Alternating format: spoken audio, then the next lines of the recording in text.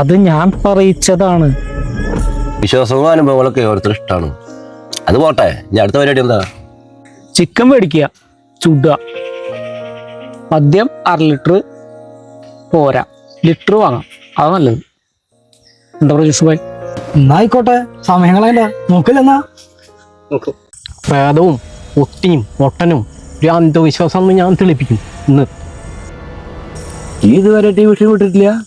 അതെന്താന്ന് അറിയുക ചേട്ടാ, പണ്ട് സുമേഷന്റെ അച്ഛല്ലേ ഈ പന്തം ഫോണ് കണ്ടിട്ട് പേടിച്ച സ്ഥലം ഈ സ്ഥലമായിരുന്നു. അതുകൊണ്ടാണ് സുമേഷ് ഈ സ്ഥലത്ത് തന്നെ മദ്യവെക്കണം എന്ന് പറഞ്ഞത്.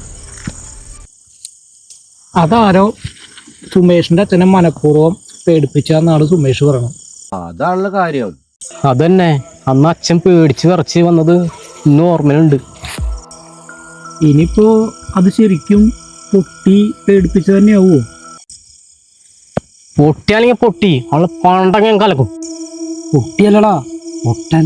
ഇത് പണ്ടാറായാലും വേണ്ടില്ല, നേരിട്ട് വരട്ടെ, ഞാൻ വെല്ലുവിളിക്കുന്നു. എന്താണെങ്കിലും പൊട്ടനെ കണ്ട ഒരു കാര്യം ചോദിക്കാൻ. അതെന്താ? പൊട്ടനെ മനസ്സിലായി, ശിവന്റെ അവതാരം. പൊട്ടിയെന്ന് ആരാന്നൊക്കെ അറിയണം.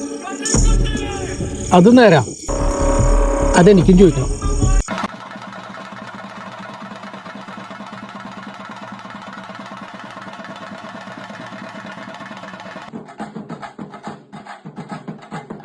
അല്ല സജേട്ടാ, സമയത്തറിയിപ്പോ? സമയം 12 മണി. അണക്ക് നോക്കിക്കോടാ, എൻ്റെ എല്ലി പോണ. എന്റെ ഫോൺ ഓഫാണ്, അതല്ലേ?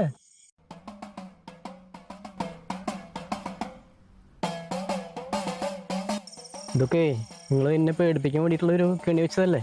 വെറുതെ ഈ ഇല്ലായ്മ പറയരുതിട്ട് സുമേഷ്. അപ്പൊക്കെ തന്തരത്തെ പരിപാടി ഞങ്ങൾ ചെയ്യില്ലാട്ടാ. പിന്നെ ഈ ചെണ്ട സൗണ്ട് കൊടുക്കുന്ന സൗണ്ട് എവിടുന്നാ? ഞങ്ങൾക്ക് എങ്ങനെ അറിയാ? എല്ലപ്പം ശരിയാക്കി തരാം.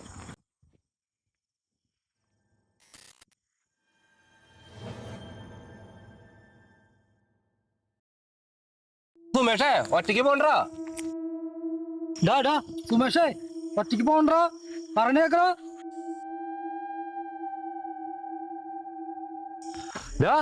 ഓടിക്കടാ.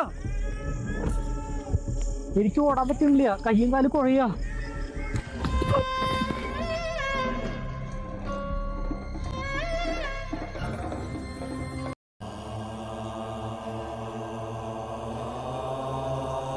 ഓടണ്ട പൈതലേ, ഞാനൊന്നും ചെയ്യില്ല. ഞങ്ങളുടെ ഭാഗത്തുനിന്ന് എന്തെങ്കിലും തെറ്റിപ്പറ്റിണ്ടെങ്കിൽ ക്ഷമിക്കണം ഭഗവാനെ. ഞങ്ങളുടെ 2 മക്കളും അവിടെ വീണ് എടുക്കാണ് ഭഗവാനെ. മകൻ വിഷമിക്കണ്ട, അവർക്കൊന്നും സംഭവിക്കില്ല. ഞാൻ എൻ്റെ അംശത്തിനോട് കുറച്ച് കാര്യങ്ങൾ പറയാനുണ്ട്. അത് പറഞ്ഞതിന് ശേഷം ഞാൻ എല്ലാം ശരിയാക്കാം. മകൻ പോയിക്കോളൂ. ആരാ? ഒട്ടനെന്നൊരു ദൈവം, ഒരു കാവൽ ദൈവം, തീപ്പന്തം കൊണ്ട് സഞ്ചരിക്കുന്നവൻ, ഭയപ്പെടുത്തുന്ന രൂപമുള്ളവൻ. എനിക്കൊന്നും അറിയില്ല, അറിയാതെ എൻ്റെ നാവൊന്ന് വീണു പോയതാ. അത് ഞാൻ പറയിച്ചതാണ്. നീ നിന്റെ മുഖം ക്ഷൗര്യം ചെയ്യുക മകനെ.